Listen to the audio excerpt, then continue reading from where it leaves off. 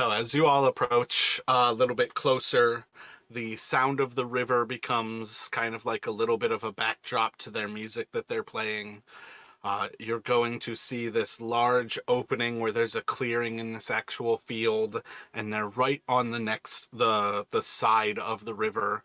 A few hundred feet away, you can hear the crashing of the actual Tser Falls. Um, as it kind of is cascading down this area south of Ravenloft. And this group seems to have made their camp next to one of the last of these falls. And you can kind of see along the back of it the climbing of the mountain off into the moonlight. That's kind of like off to the north. Like the rest of this trail basically is climbing pretty steeply up. Um, a lot of this camp is filled with wagons. Many of them have massive tents that are kind of built off of one side or the other. But on some level, you can kind of see that these people are very much travelers. They're not, there's no home that exists here. Everything is like hoop tents, just like drawn tapestries, and these wagons for supports. And as you kind of approach, you're going to see probably about 15 or 20 individuals who seem to be all behind around this fire. Many of them are sitting, many of them are dancing.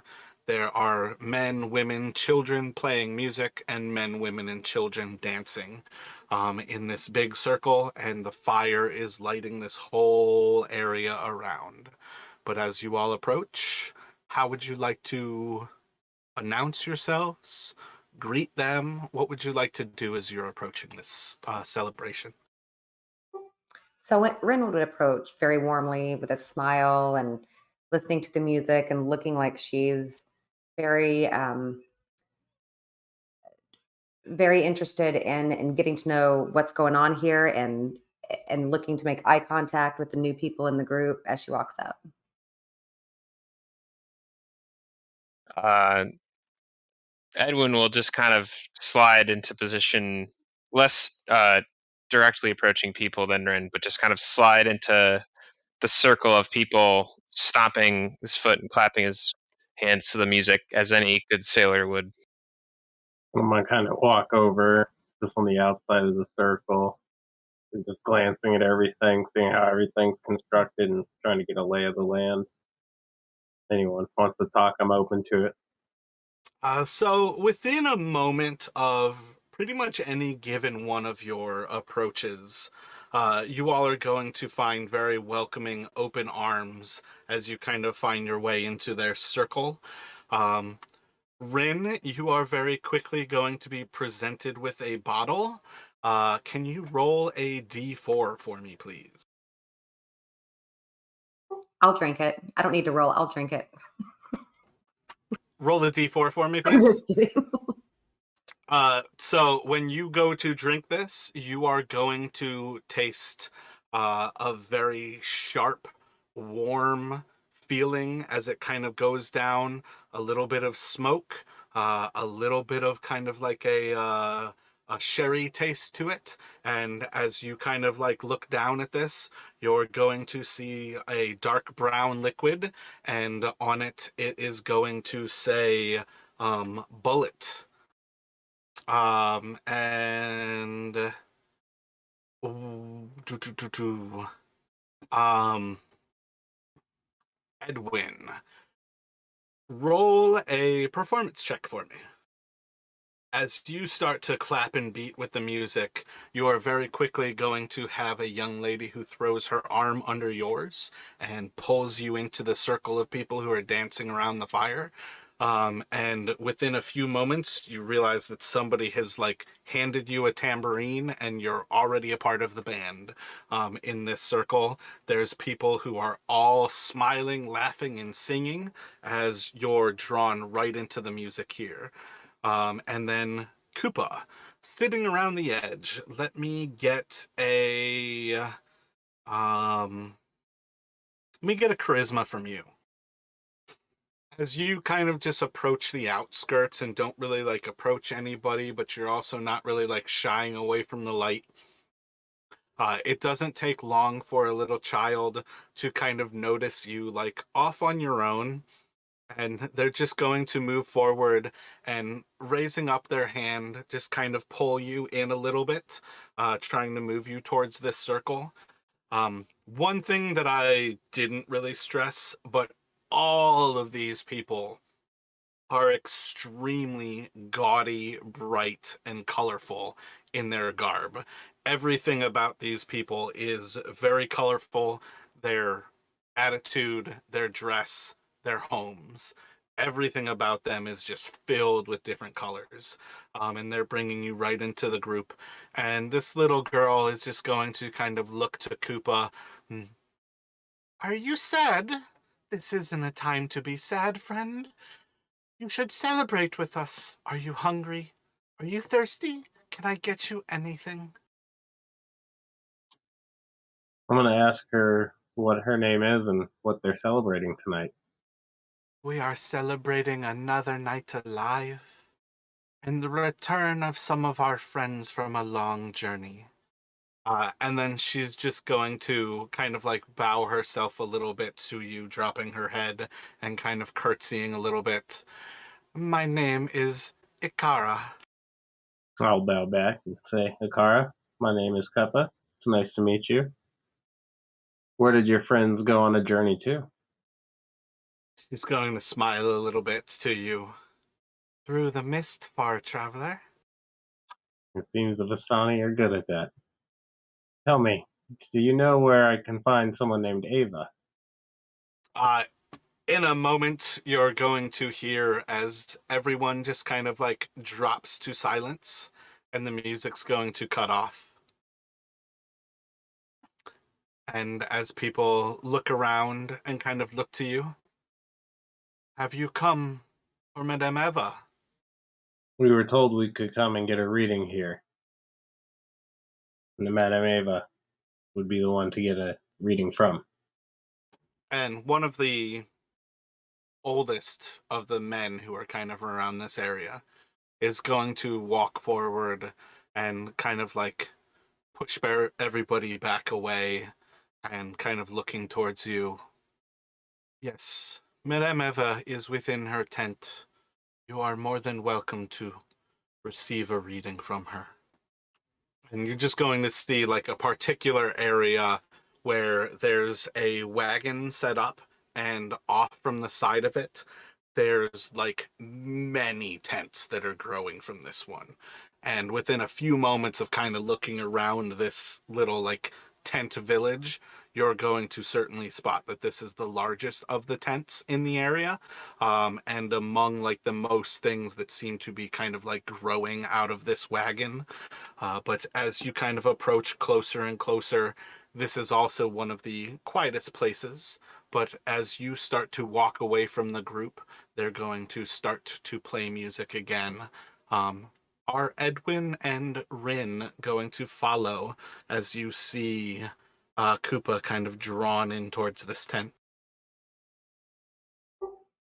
I'd like to follow. Are these individual readings? Does Koopa mind if I hear his business? No objections from Koopa. All right, I'll tag along as well. Then I hand the tambourine back to the woman and take a deep, sweeping performer's bow. They'll take the tambourine back, and you all are welcomed in. The gentleman's going to usher your whole party in. You're going to pretty quickly recognize that here, you all are far travelers. And among what's happening, you all are one person. Um, so you're very much welcomed as a whole. And as you kind of like walk into this little tent, you're going to see just a bunch of little rugs and carpets and all kinds of fine, very soft things. There's a very strong smell of incense. Anybody with like herbalism could pick up on like sandalwood, like patchouli. This is like a very like stinky, strong kind of incense where it is overwhelming to smell. But as you all kind of like walk into this little tent, you see all kinds of little fancy like keepsakes and trinkets, but there's no little lady or anything. There's nobody inside of here.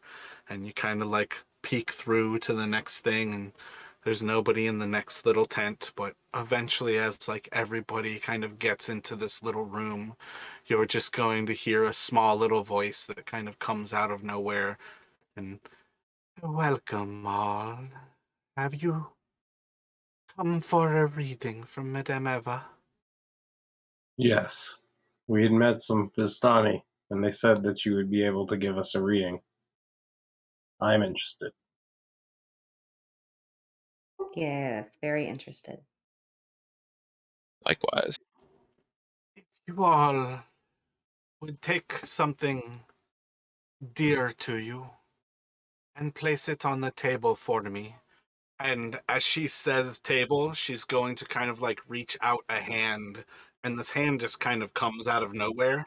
And you're going to see as like this circular table with 7 seats is just going to appear in front of this hand. Like you all were just in a tent where there were rugs to sit on, and now there's a table with 7 seats around it. And this hand that's kind of reaching out of nowhere. And then as you kind of like look back around, you see that there's this tiny little lady who's attached to this arm. And she's just sitting there with these red robes kind of draped all around her, and like golden like hair nets that are kind of ringing down from her, so every or from her forehead, so every movement from her head kind of like shakes all of this metal and has like a little bit of a jingle to it. And you can see that she's just covered in wrinkles, and while her eyes don't look old, her body looks incredibly aged. And she just kind of like looks around and smiles from you all. And as she's going to just kind of like slowly kind of lean backwards, she sits down into a seat that wasn't there. And she's sitting at this head of this table. And she's going to kind of show you all places where if you could lay your trinkets or something that is incredibly important to you.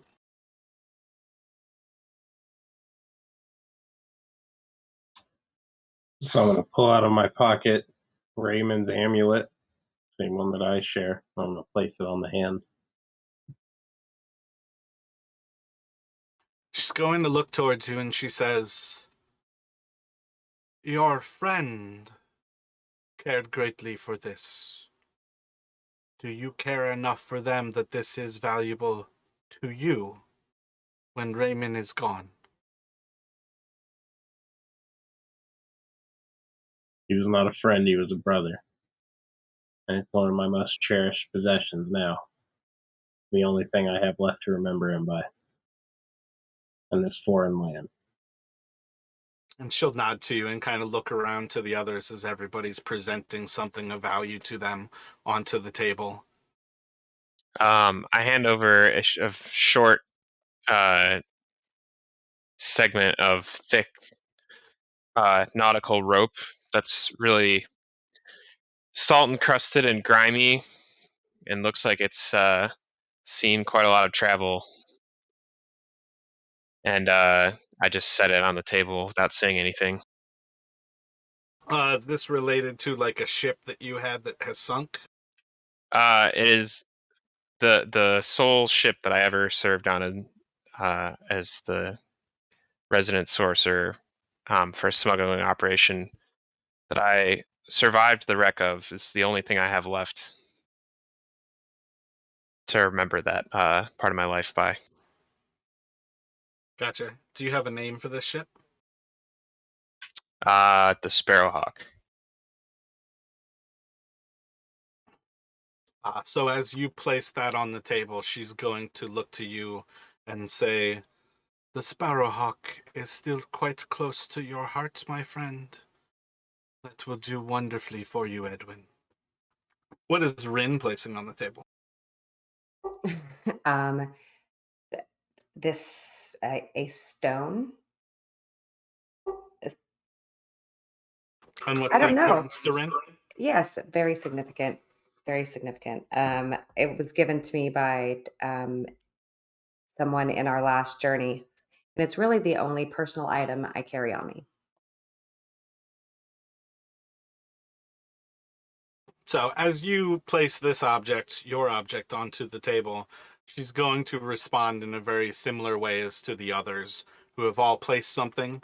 She's basically called them out on naming something that she has no business knowing. She knows who gave it to you, why it's significant to you, and kind of acknowledges that this is a good thing for you to place here. And she's going to finish by calling you by your name, Rin, despite not actually having been introduced. And she would have done this for the entire table. But as everybody finishes kind of placing their objects, the table itself has a little crystal ball that has just been kind of like floating in the center of it. And you all can see all of your objects around this outer edge kind of make a little bit of a solar emblem, where all of your objects are kind of like a ray coming off from this little crystal ball that's just kind of bobbling up in the air. And with candles all around, it's casting these many different colors of light around this table and around this room. As you all start to look around and let these smells kind of permeate through things, you're going to notice that you're not in the same room that you walked into. You are in an extremely large hall that seems to go on and on forever. And you're just in the center of this little space where this little table is, with this little lady who's kind of staring at you all and acknowledging everybody, until she's going to starts to snaps her fingers, and you're going to see a pile of cards that start to shuffle. And she's going to ask you all, as they kind of like float around the circle, for each of you to place your hand on top of it, thinking about your object, and kind of just putting in your own thoughts about these things. So basically, like, your object is below the deck of cards, and then your hand is above the deck of cards. And each of you kind of like holds that position for like 5 or 10 seconds before the deck moves on when you open your eyes. And then eventually, after about 5 or so minutes, it's going to come back to her, and she's going to continue to shuffle these cards. And you all are going to notice after some time, her eyes have gone completely black. And she no longer has any like white of her eyes. She just seems to be kind of like staring forward, almost catatonic, but the deck is still moving. And as she's kind of speaking about things, she's going to note the moment where each of you has come into this story, that you are all far travelers in a land where you will never leave again, that you have great trials, great, great things to do before you will have freedom from Barovia. That her people, your people, and all the people of Barovia are all locked into this horrific cycle. That if nobody does anything to stop it, will continue on and on. And she's going to kind of finish with a moment where, in a very kind of like shadowy voice, she just says, like, and the cycle will continue and continue to the ever suffering pain of her. And then she's going to draw a card. And as this card kind of like pulls out from the deck, um, like in the shuffle, it's going to kind of like come out a little bit, and like she very quickly like reaches out and grabs it. Like, that's how she kind of pulls it, is just in the middle of this other conversation. She kind of like grasps at this card, and she's going to flip it out onto the table, and you all will see the first of the cards.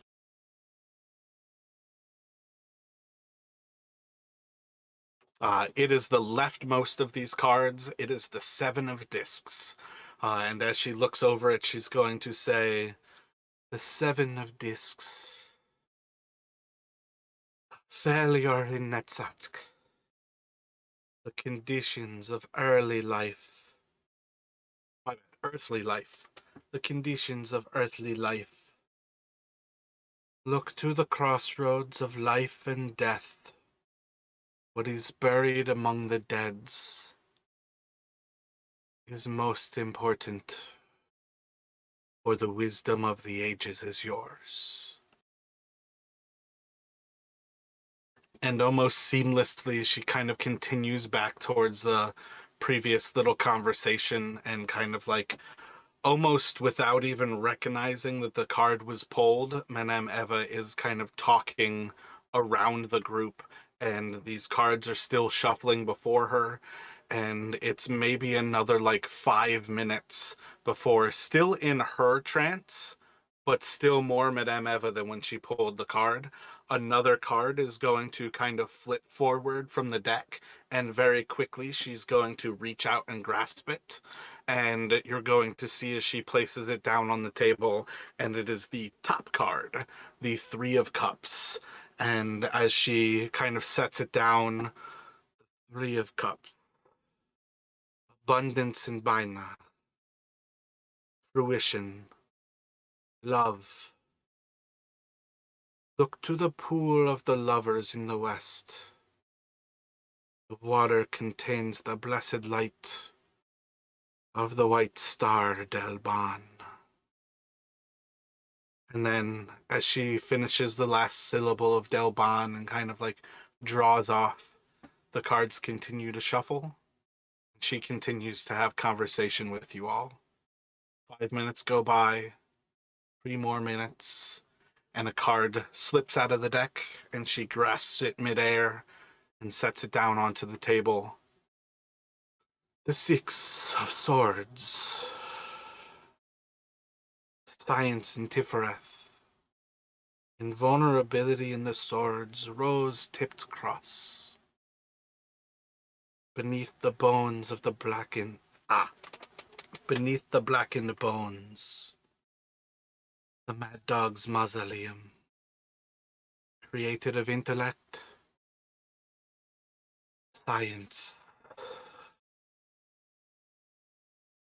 In swords.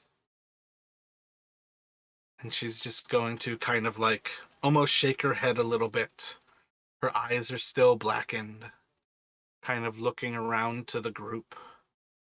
She continues the conversation, and the cards are going to continue to shuffle.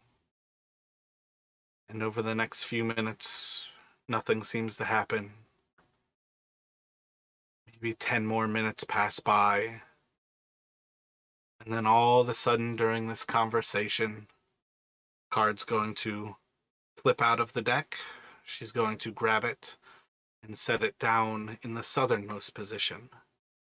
And she's going to say, Lust, the Lion of Teth, joy and desire, the prison and death,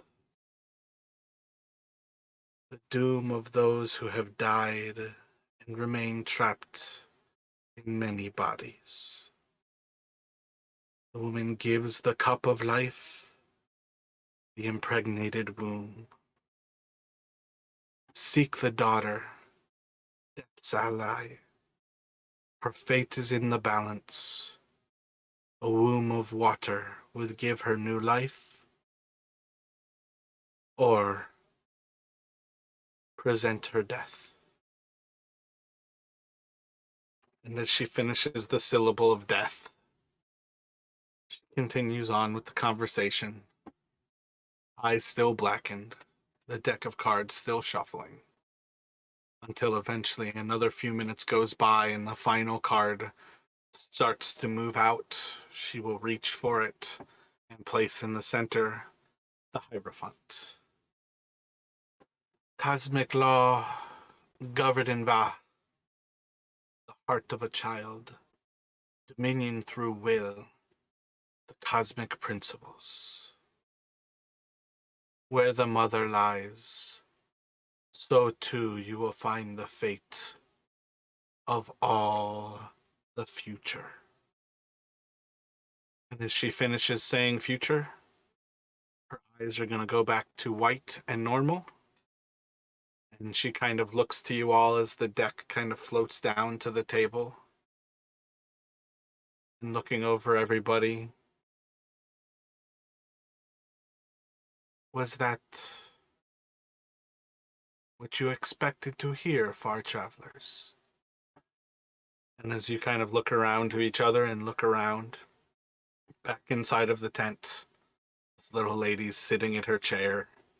Everybody's around in the circle. The crystal ball is still in front of you. All of your objects are still in front of you. And those 5 cards sit in the center of the table.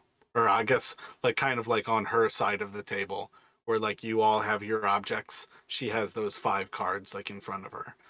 But they're kind of like almost a little cross below the actual sign of this crystal ball.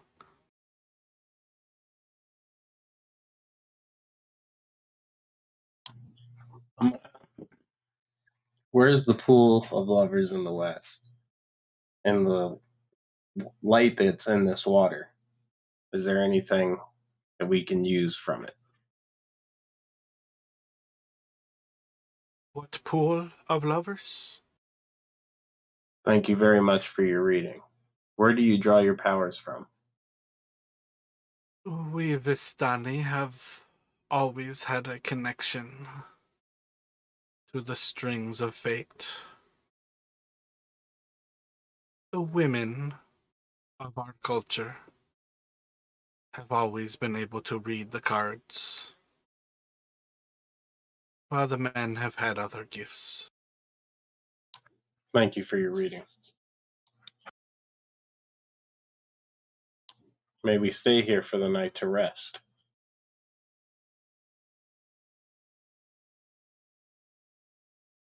You are more than welcome to stay, far travelers. So, when you all are kind of finished up in here, you can all collect your objects, place them back where they are safe, stand back up and walk out of the like 2 tents you've basically walked in to get here. And as you walk back outside, you hear the music kind of picking back up. These people are still outside celebrating. There's still plenty of people who are kind of moving around, dancing and drinking. There's no shortage of fun to be had, and whenever you are ready to sleep, it seems like you can kind of find some spot that's comfortable and lay your heads down and rest.